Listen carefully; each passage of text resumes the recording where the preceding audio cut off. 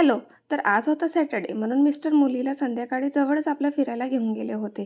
त्याच्यानंतर मस्त मी चहा पिला. मग माझ्याकडे टाईम होता. म्हटलं काहीतरी बनवावा. आता सध्या गाजरची सीझन पण आहे आणि गाजरचा कुकरमधला हलवा खूपच व्हायरल होतो आहे.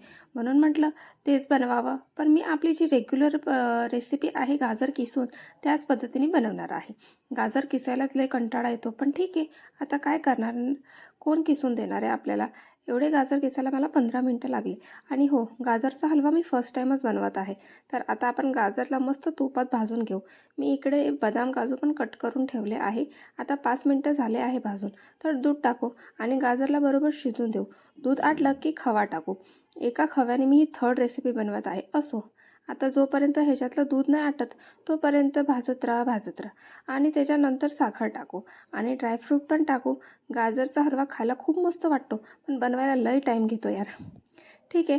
आता त्याच्यानंतर आपण त्याच्यामध्ये वेलची पूड टाकू. तर बघा, सगळं आटल्यावर वाह काय दिसतोय आपला हलवा.